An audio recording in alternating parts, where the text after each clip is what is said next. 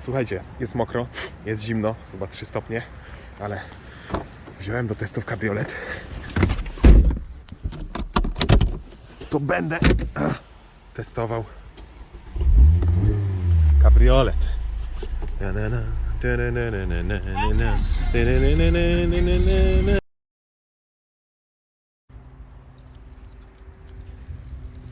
Cześć, Bartek Urban, zapraszam do testu Mazdy MX-5.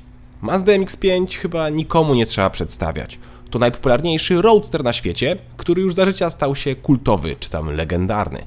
Produkowany jest od 1989 roku i przez te 32 lata doczekało się 4 generacji oraz grubo ponad 1 miliona wyprodukowanych egzemplarzy. Mówię grubo ponad, bo już 5 lat temu wyjechał z taśmy produkcyjnej milionowy egzemplarz, a auto wciąż jest produkowane. Ja pokazuję Wam właśnie 4. generację, a dokładnie ten egzemplarz to edycja specjalna, jubileuszowa, z okazji 100-lecia marki, które przypadło w zeszłym roku. O specjalności tego egzemplarza świadczą te liczne napisy i grawery. No ale dobra, może i jest zimno, ale pora otworzyć dach, co w przypadku Mazdy MX-5 trwa dosłownie 2 sekundy.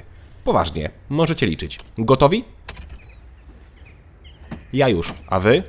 Prosty mechanizm, oparty na tak naprawdę jednym klipsie i to wszystko. W zasadzie jedyne co denerwuje to szyby, które po odblokowaniu dachu same się lekko opuszczają, po to żeby nie tworzyła się poduszka powietrzna w kabinie, ale niestety po złożeniu nie podnoszą się z powrotem. Czyli trzeba teraz ręcznie je podnosić lub opuszczać. Ja wiem, że szczegół, no ale irytujący.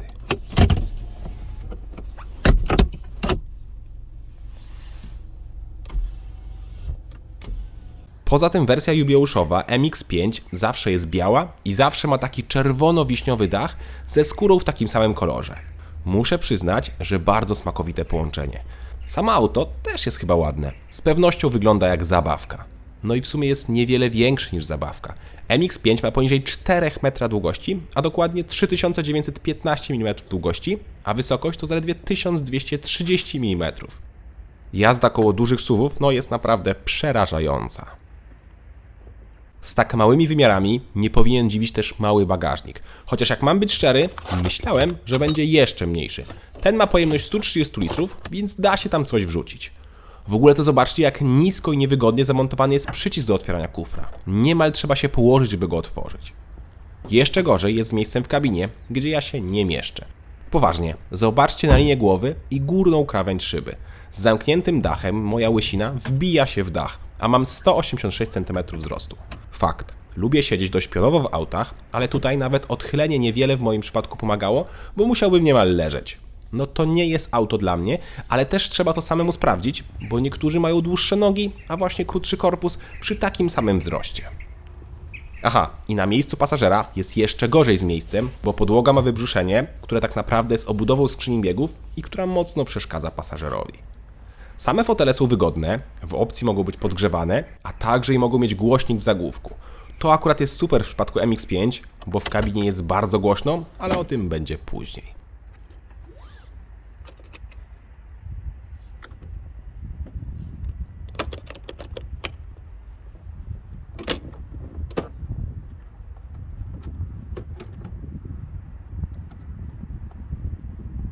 Teraz skupmy się na desce rozdzielczej, która podobnie jak na dwozie jest prosta, czytelna i naprawdę ładnie i elegancko wygląda. W zasadzie tylko ten wystający tablet psuł mi odbiór tej deski, bo bez niego wyglądałaby jeszcze lepiej. W kwestii materiałów jest tak zwyczajnie, chociaż niemal nic nie skrzypi i nie ma piano black. W moim odczuciu jest tylko delikatnie za dużo takiego twardego plastiku.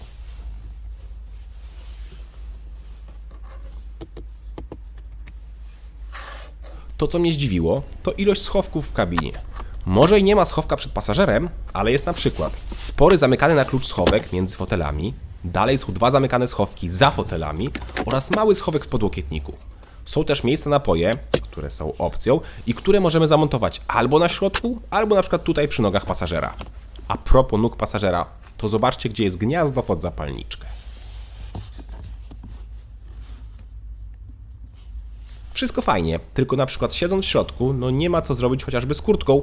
Trzeba ją rzucić na fotel obok albo na nogi pasażera. No albo wrzucić ją zawczasu do bagażnika, ale w dwuosobowych roadsterach no ta wada to jest chyba norma. Wróćmy jeszcze do tabletu, który jest naszym centrum multimedialnym i niestety system trąci już nieco myszką. Ma stare grafiki i działa z dużym opóźnieniem. Ekran nie jest dotykowy, a wszystko obsługujemy za pomocą pokrętła, co jest wygodne do czasu, aż przyjdzie nam przeglądać mapę.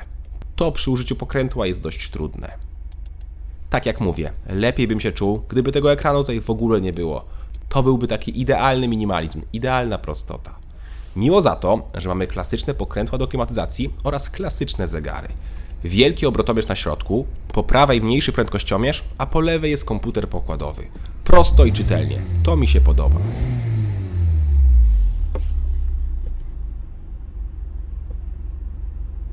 No dobra, to pora zajrzeć pod maskę. Tutaj klasycznie wolnosący motor, który urósł już do pojemności 2 litrów i do mocy aż 184 koni. Mówię aż, bo pierwsze MX-5, czyli te generacji NA, miały pojemność 1,6 litra i moc nawet zaledwie 88 koni.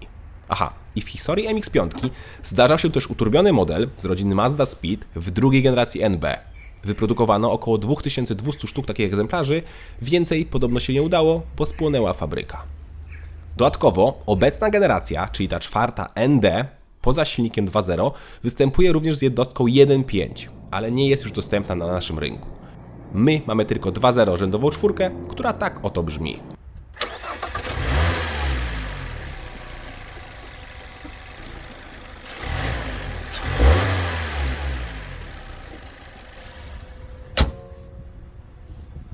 No dobra, rzędowa czwórka jak to rzędowa czwórka. Brzmi normalnie, ale wydech już naprawdę ładnie i naturalnie mruczy.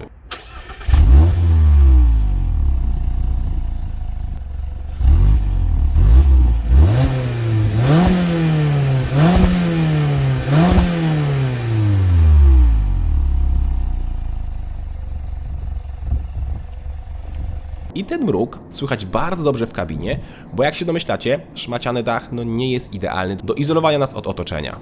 W sumie to prędkość 130-140 km/h jest graniczna dla podróżowania w MX-5, bo powyżej tej prędkości jest już naprawdę bardzo głośno w kabinie. I nie mówię o jeździe z otwartym dachem.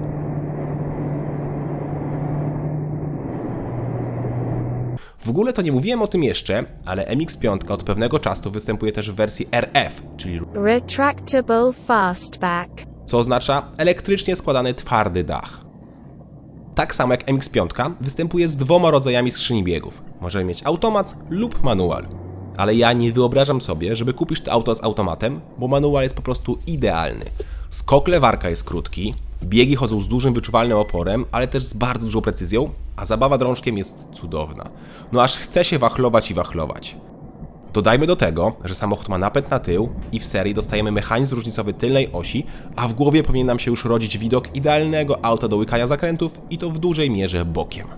Owszem, tak jest, ale moim zdaniem MX-5 przez swój bardzo krótki rozstaw osi jest bardzo ciężkim autem do driftowania. Owszem, można bardzo łatwo zarzucić tyłkiem, ale żeby pociągnąć drift, czy tam zrobić rondo bokiem, trzeba już nieco więcej umiejętności. Ja zanim zrobiłem pełne rondo na moim placu do zabaw, to kilkukrotnie zaliczyłem obrót. Ale to nie znaczy, że MX-5 jest trudnym autem, bo przecież nie trzeba od razu wyłączać kontroli trakcji. Swoją drogą, tutaj po prostu raz klikamy i jest wyłączona, drugi raz klikamy i jest włączona. Nie ma nic pośrodku w stylu uśpienia, po prostu jest albo i nie ma i działa to również podczas jazdy. To mi się podoba i tak powinno być. No i podoba mi się, jak auto się prowadzi. Jest takie mechaniczne i czujemy dokładnie wszystko, co się dzieje pod kołami. Układ kierowniczy jest bardzo precyzyjny, tak samo jak i skrzynia biegów, a każdy zakręt to uśmiech na naszej twarzy. Do tego zawieszenie jest dość sztywne, ale w serii nie jest przesadnie twarde. Jeśli jednak chcecie lepszej przyczepności kosztem komfortu, to w opcji jest zawieszenie Bilstein w pakiecie z rozpórką kielichów i fotelami Recaro. MX-5 waży też super mało, bowiem testowany egzemplarz ważył zaledwie 1025 kg, co jak na dzisiejszą motoryzację jest świetnym wynikiem. A to przekłada się na jeszcze dwie rzeczy, na osiągi oraz spalanie. Zacznę od tego drugiego. W mieście spokojnie mieścimy się w granicach 10 litrów, ja ciągle miałem między 9 a 10 litrów, a uwierzcie mi, nie jeździłem spokojnie. W trasie natomiast MX-5 przy 140 spaliła mi około 8,5 litra, co jest dobrym, chociaż nie jakimś rewelacyjnym wynikiem jak na tak lekkie auto. Ale tutaj pewnie mało kto patrzy na spalanie, ważniejsze są wrażenia z jazdy i osiągi. A MX-5 o mocy 184 koni naprawdę nieźle jedzie i katalogowo robi pierwszą setkę w 6,5 sekundy, co oczywiście zweryfikowałem.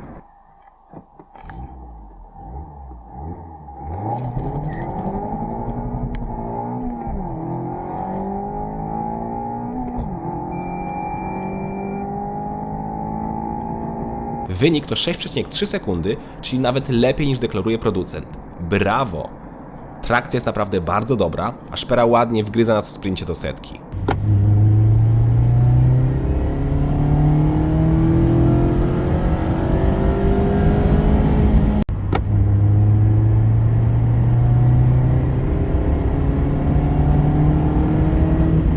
Aha, i tak jak mówiłem, nie ma co brać automatu.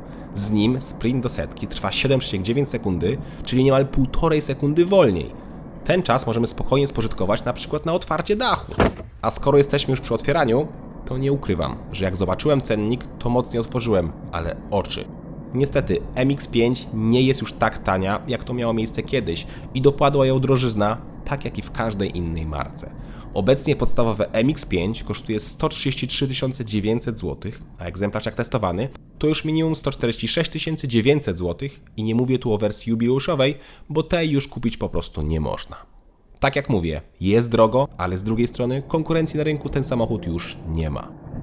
Mazda MX-5 to jest jedno z tych aut, które kochasz i nienawidzisz jednocześnie. Nie jest ani najszybsze, ani najmocniejsze, a jednak jak nim jedziesz, to czujesz radość i chęć życia. Radość niestety często jest przeplatana bezradnością, jak na przykład trafisz na wielkiego suwa, który chce cię staranować, bo cię nie widzi przez boczną szybę. Albo jak nie mamy co zrobić z kurtką, lub zaparkujemy za blisko wysokiego krawężnika i walniemy w niego drzwiami.